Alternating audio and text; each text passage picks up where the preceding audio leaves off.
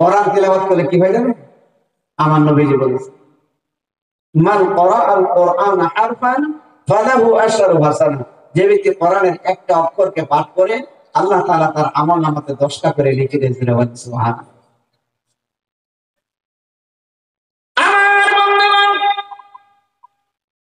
শুধু তাই নয়, বিশ্ব নবী মুহাম্মদ রাসূলুল্লাহ সাল্লাল্লাহু আলাইহি ওয়াসাল্লাম বলে দিলেন, যদি কোন ব্যক্তি কোরআনে কারিমের একটা অক্ষরকে বুঝে শুনে পাঠ করে, আল্লাহ রাব্বুল আলামিন সঙ্গে সঙ্গে ওই ব্যক্তির আমলনামায় 100 করে নেকি লিখে দেন। সুবহানাল্লাহ। কালকে বলবেন, সকালবেলা উঠে লম্বা বিড়ি একটা ধরাবেন, সুবহানাল্লাহ সুবহানাল্লাহ করা যাবে না? হাই রে মুসলমান, সুবহানাল্লাহ বলতে চাই। আমার বন্ধুগণ, শুধু তাই নয়, বিশ্বনবী মুহাম্মদ রাসূলুল্লাহ সাল্লাল্লাহু আলাইহি ওয়াসাল্লাম ঘোষণা করেছেন, যদি কোন ব্যক্তি বসে বসে বসে বুঝে কোরআনে কারীমের তিলাওয়াত করে, ওই ব্যক্তি যেন শুধু কোরআনে তিলাওয়াত করে না, ওই ব্যক্তি যেন মহান আল্লাহ রাব্বুল আলামিনের সঙ্গে আলাপ করতে থাকে। কোরআন পড়লে আল্লাহর সঙ্গে আলাপ হয়। সাইয়্যিদুল মুরসালিন আশরাফুল আম্বিয়া মুহাম্মদ রাসূলুল্লাহ সাল্লাল্লাহু আলাইহি ওয়াসাল্লাম বলেছেন, যদি কোনো ব্যক্তি কোরআনে কারীমের তিলাওয়াত করে, তিলাওয়াত করেনেওয়ালা যত পরিমাণের সওয়াব পাবে, পাশে বসে বসে যে শুনবে সেও সম পরিমাণের সওয়াব পাবে। কোরআন এমন একটা মর্যাদাশালী বই।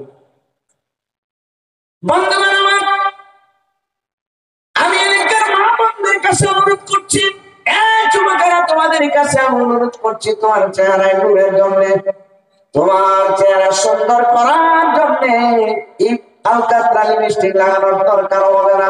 সকাল সন্ধ্যায় নিয়মিত যদি তুমি কোরআনে কারীমের তেলাওয়াত করো, তোমার চেহারায় আল্লাহর নূর চমকাবে। কি ব্যাপার, তবু সুবহানাল্লাহ কয় না? খাওয়া দাওয়া করেনি আপনারা? খাওয়া দাওয়া করেননি? গুসানি বাড়ি বানার আমার গুসা করতেন।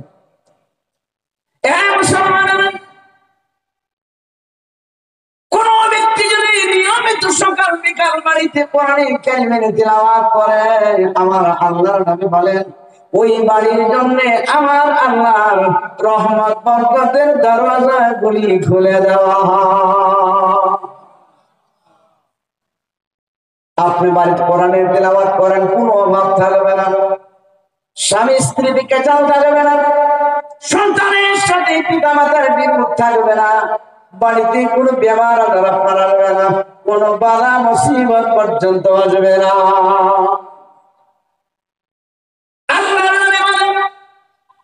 যে বাড়িতে সকাল বিকাল কোরআনে কারীমের তিলাওয়াত হয়, ওই বাড়ির জন্য আমার আল্লাহর রহমতের ফেরেশতারা বেষ্টন করে বসে থাকে, যাতে কোন রকমের মুসিবত বাড়িতে না আসে। যে বাড়িতে সকাল বিকাল কোরআনের তিলাওয়াত হয়, ওই বাড়িতে যদি কেউ মারা যায়, অবশ্যই তার জামানে কালিমা জারি হবে।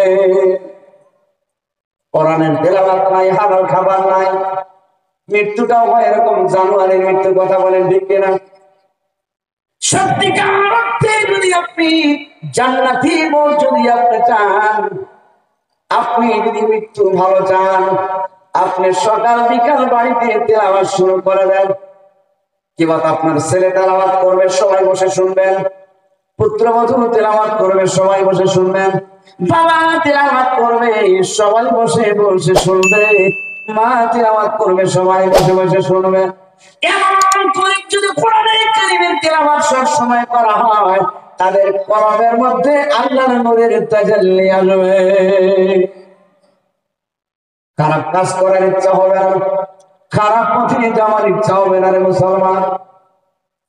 কথা বুঝতে পেরেছেন? কোরআনের ফজিলত সম্বন্ধে দুটো কথা রাখলাম। এখন আসেন আমার তেলাওয়াতের আয়াতের কিছু আলোচনা করি। আমি যে সূরা তেলাওয়াত করেছি, সূরাটার নাম কি? সূরা কাউসার। সূরা কাউসার তেলাওয়াত করেছে। একটু মনোযোগের সঙ্গে শুনবেন। একটা সূরা ফার্স্ট ক্লাস বললে আপনাদের একটা সবক আসবে, সাধারণত বুঝতে পারবেন কিছু একটা ইসলাম সম্বন্ধে ধারণা আপনাদের আসবে। কোরআনে কারীম এমন একখানা কিতাব, আমার আল্লাহ রাব্বুল আলামিন বলে দিয়েছেন, কোরআনে কারীমের মতো বড় এত বৃহত্তম কিতাব আল্লাহর জমিনে আর কোথাও নাই।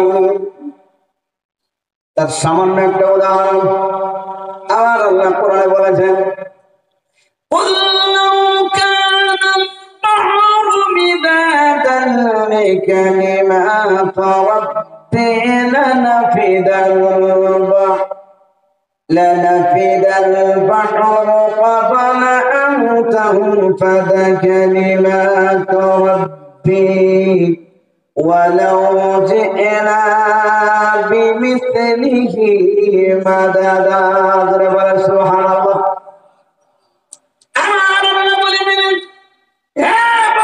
তুমি সকলের কাছে জানিয়ে দাও, বলে দাও, বলে দাও, আমার কোরআনের বিশ্বস্ততা প্রশস্ততার কথা তুমি সকলের কাছে জানিয়ে দাও।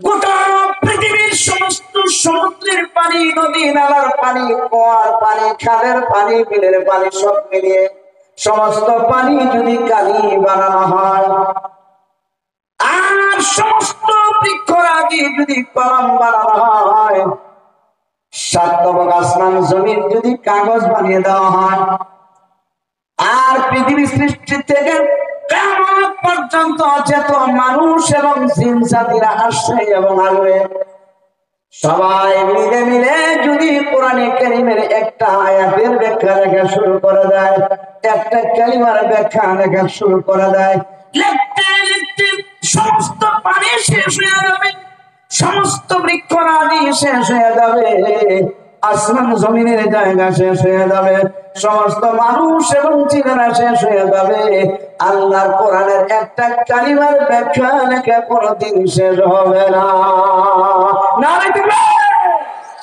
এত বিশাল আল্লাহ সেই কিতাব, অতুলনীয় কিতাব। এই পৃথিবীতে অনেক ধর্মের নামে লোকেরা গ্রন্থ বানিয়েছে, কিন্তু মুসলমানেরা জেনে রাখবেন এই পৃথিবীতে কোন কিতাবের মুখস্থকারী লোক পাবেন না, হাফিজ পাবেন না, একমাত্র কোরআনে কারীমের হাফিজ জমিনের মধ্যে মওজুদ আছে। একমাত্র কোরআনের হাফিজ পাওয়া যায়। আপনি যদি পৃথিবীর সমস্ত বাইবেলগুলিকে একত্রিত করেন আর সমস্ত ত্রিপিটক, জিন্দাল ইসলাম থেকে শুরু করে, বেদ থেকে শুরু করে, মহাভারত, রামায়ণ থেকে শুরু করে যত কোরআন পৃথিবীতে আছে সমস্ত কোরআন একসঙ্গে পড়েন, সবগুলি যদি জ্বালিয়ে দেন, জ্বালিয়ে দিয়ে যদি আপনি খ্রিস্টানদেরকে বলেন, ও খ্রিস্টানেরা তোমরা আগের মতো আরেকটা বাইবেল লিখে নিয়ে আসো, তাদের 14 গোষ্ঠীর পক্ষে সম্ভব নয়, আরেকটা বাইবেল লেখা তাদের পক্ষে সম্ভব নয়।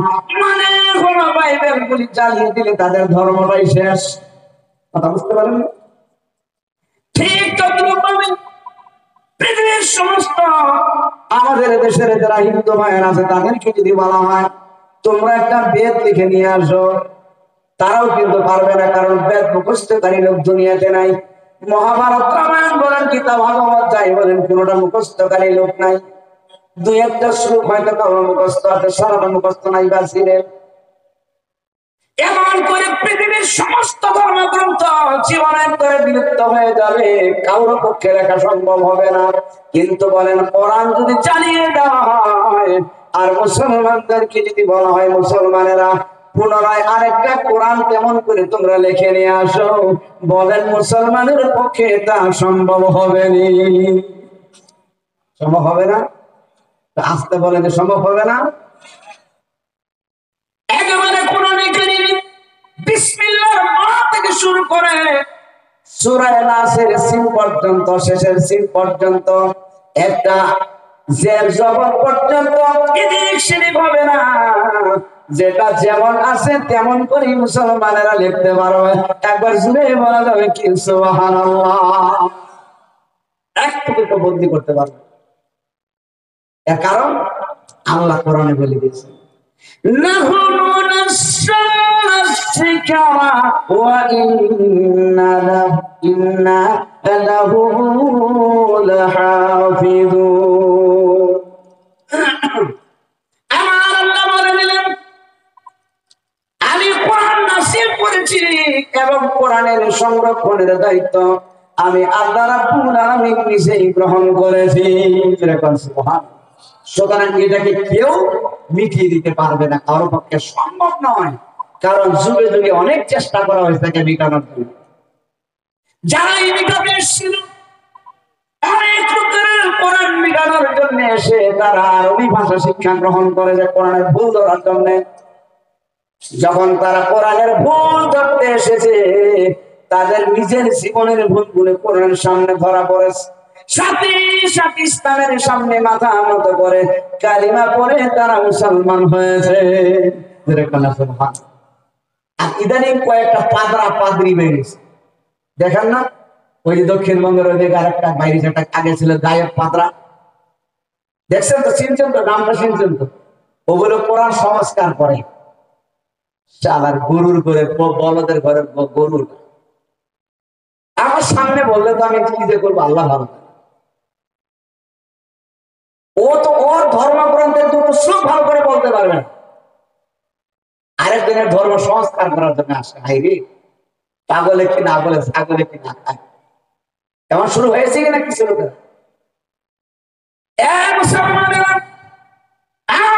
সাড়ে 1400 বছর হয়ে গেল কোরআন পৃথিবীতে হিমাচল পর্বতের মতো দাঁড়িয়ে আছে।